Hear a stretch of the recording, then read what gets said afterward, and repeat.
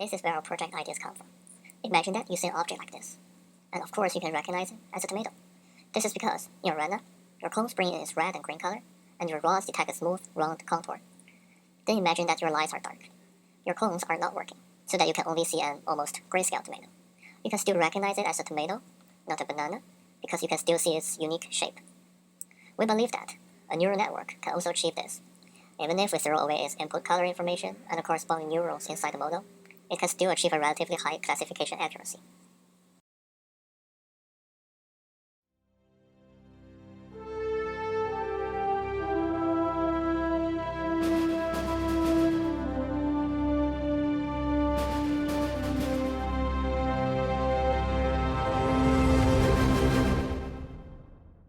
Hi everyone, welcome to our screencast.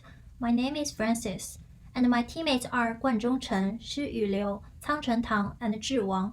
In this video, my team, Canned Pineapple, will introduce our project about how we adapted image recognition models to work more optimally on grayscale pictures using pattern-specific receptive fields. You probably are wondering what receptive field means. It refers to the part of the image that is visible to one filter at a time in a convolutional neural network. By the way, our team name, Canned Pineapple, is based on a Hong Kong film that we like. Here are the contents we will cover in this video. We will firstly give you a brief intro of the project background and dataset. Then, we will present two trials we made using ResNet and DenseNet. Since results shows DenseNet outperformed ResNet, our final compressed model is based on DenseNet. How did we get this project idea? In studies of image recognition, there are many grayscale pictures, such as chest radiographs, as shown on this slide. Currently, the idea behind training those images is to apply models that are essentially designed for training color pictures, such as ResNet and DenseNet. This can lead to many redundant parameters during the process. Therefore, this project aimed to discover a methodology to modify the models trained on colored images and to apply them to grayscale images. In order to simplify the training process, this project used the CIFAR-10 dataset, which you probably know already. It consists of 60,000 32 by 32 pixels color images in 10 classes, with 6,000 images per class. Also, the training to testing ratio is 5:1. The figure on the left shows a group of color images from the original dataset. Then, the color images were converted to grayscale images by adding linear weights to the RGB channel values. The figure on the right shows another group of grayscale images after this transformation. Next, Guanzhong will walk you through our first trial, ResNet. Hi, my name is Guanzhong Chen. I'm going to introduce ResNet to you. Let's look at ResNet's architecture. Each residual unit is defined to be composed of two convolutional layers with batch normalization and ReLU activation, using 3x3 kernels and preserving spatial dimensions. The deep residual network can be seen as a stack of residual units, where each residual unit is a small neural network with a skip connection. After understanding ResNet, we apply ResNet on CIFAR-10 dataset. Here is the algorithm. First of all, we train both colored and grayscale images using ResNet from scratch. Note that the input of grayscale training is a triple of the same information so that it can be fit into the model. Next, we use original pre-trained weights on both colored and grayscale image training processes. Specifically, we want to fix the weights of convolutional layers and fine-tune the weights of dense layers. As the table shows, after 50 epochs, without pre-trained weights, the accuracy increased by 0.05% from colored image to grayscale image, while with pre-trained weights, the accuracy decreased by 3%.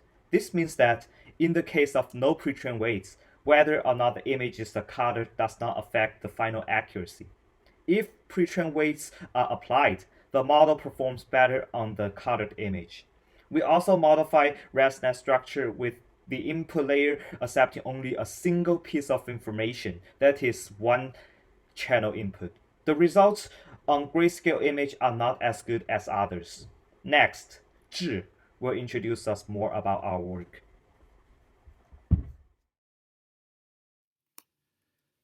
Hello everyone, I'm Zhi Wang. Let's take a look on DenseNet model in next few minutes. I want to share our DenseNet architectures table first.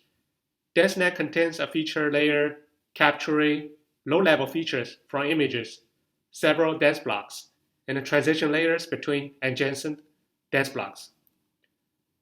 In the dense block, it is easy to see the width and height of the feature maps keep the same through the dense layer, which makes it easy to stack any number of dense layers together to build a dense block. For example, the DenseNet we built has 4 dense blocks. Each has 12 dense layers respectively. As a tradition, the size of output of every layer in CNN decreases in order to abstract higher level features. In DenseNet, the transition layers take this responsibility, while the dense blocks keep the size and the depth. Every transition layer contains a 1x1 convolution layer and a 2x2 average pooling layer with a stride of 2 to reduce the size to the half. Be aware that transition layers also receive odd outputs from all the layers of its last dense block. So the 1x1 convolution layer reduces the depth to a fixed number, while the average pooling reduces the size. These two plots show the depth of each block. The input for color images is 3 channels and 1 for grayscale. 18 in the transition layer here is the depth fixed number I just mentioned. If you are interested in more details on the model architectures, welcome check our notebook at GitHub. Next, let's check the accuracy on CFI 10. All results from the models without pre-trained weights, and a training for 50 epochs. Each epoch is about 2 minutes to train. Definitely, color image has the highest accuracy. Then is the grayscale images with 1 channel. The worst is the grayscale with 3 channel. We would use DenseNet pre-weights, which is trained by color images with 190 epochs, and the accuracy is 91.16%. Hi everyone, this is Shiyu. I'll be introducing visualizing and clustering filters. After our DenseNet model has been trained for 190 epochs on Cypher10 dataset, it has reached an accuracy over 90%. What if we directly input grayscale images to this model? The result is quite promising, 83%. This model is supposed to utilize the color information, but there is actually no color input if we use such grayscale Cypher10 images. We want to prune some of the filters that are in charge of the color information, and if possible, we can also combine the filters that are in charge of the same pattern to compress our DenseNet layers. So, we start investigating the filters. To detect the receptive fields that each filter is meant to respond to, we used an algorithm called gradient ascent in input space to visualize them. We apply gradient ascent to the value of the input image of a convolution layer to maximize the response of a specific filter. We start the input image with noises, and we use the mean of the output pixel activations as loss. After plenty of steps of stochastic gradient descent, the input image will be the receptive fields that the chosen filter is maximally responsive to. Take our first convolutional layer as an example. The 36 receptive fields are shown here. The first filter is sensitive to green, and the 7th filter, below it, is mostly responsive to dark blue. We can see that all of the filters in this layer are responsive to the colors only, as there is no pattern detected among these receptive fields. Since our Cypher10 image will be grayscale, we weighted the RGB channel to visualize the left colorful receptive fields as grayscale on the right. We can find that the first layer filter do discriminate the brightness for inputs. So we conclude that the first layer is only separating colors and brightness, but keeping all of the patterns for the following layers. Then let's walk through another example for the second and 14th convolution layer, which locates at the beginning and after the end of the first dense block.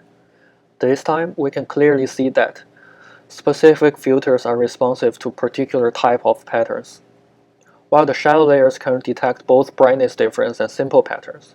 Deep layers start ignoring brightness, but focus more on complex patterns.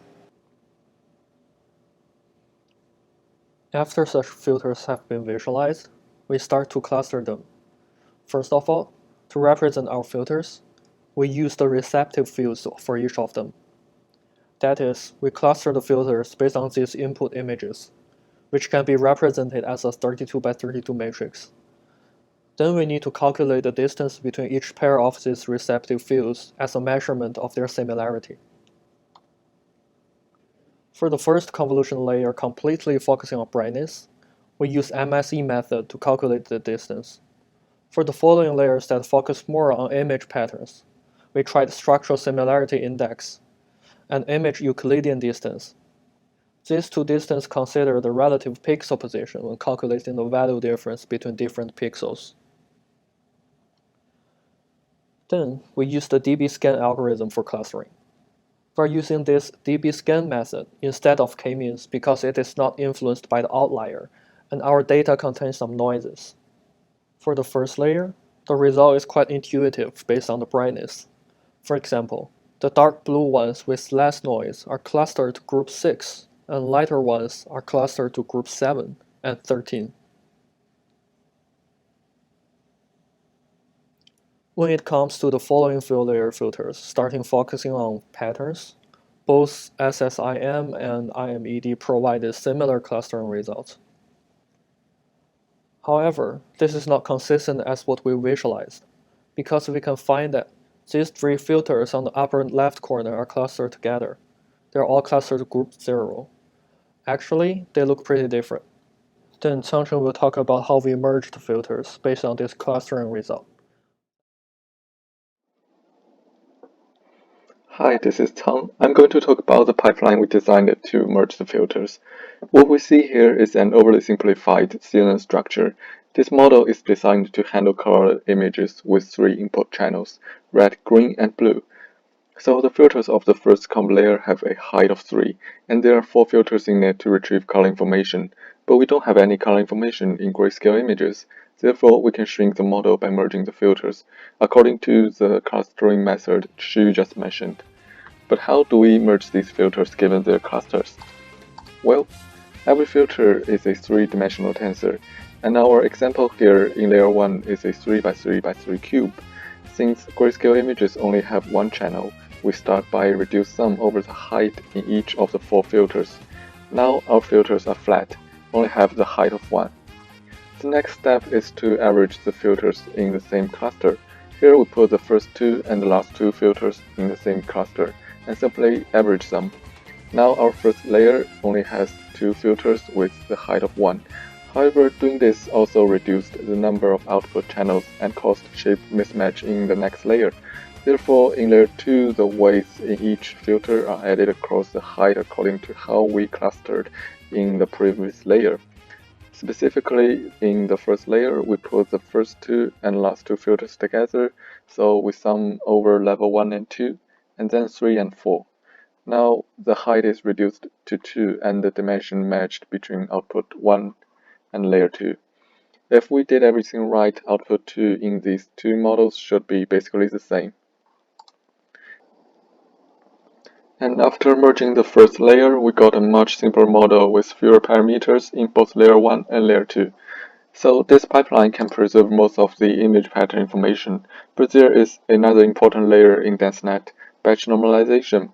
In these layers, output is first standardized and then scaled by gamma and shifted by beta. But what do they do to our feature maps? Well, we can view them as adjusting contrast and brightness. However, these features are not represented in gradient ascent results, and they are hard to cluster. Therefore, these parameters were re-estimated by only training the batch normalization layer for 1 epoch, just to let it know the correct contrast and brightness. And next, let's see how we did. All of our training and testing are performed on the Cypher 10 dataset with DenseNet. We have made two versions of our clustered model. One had its first layer clustered and another had its first and second layer clustered. The original weights of these two models come from a pre-trained densenet on color images. Its accuracy is 91.16 on color images and 83.2 on grayscale images. These two accuracies serve as our baselines.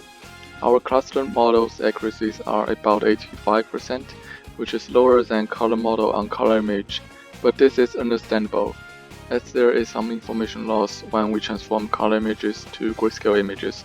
But if we compare the modified models with our second baseline, 83.2% here, we outperformed it by 1.6 and 2.2, and the number of parameters reduced by 45,000.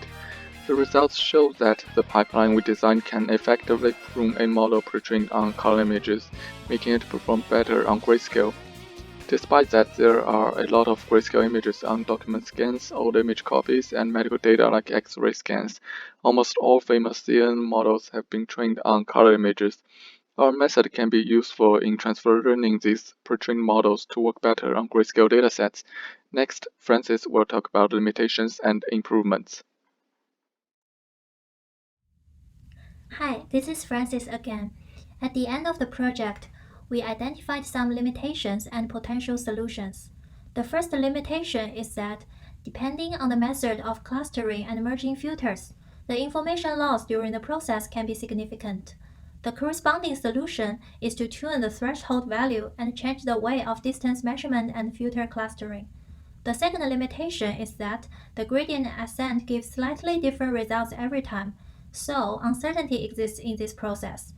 The corresponding solution is to take the average output over multiple ascent results. Thank you for your attention. Here is some extra information if you are interested in learning more about our project.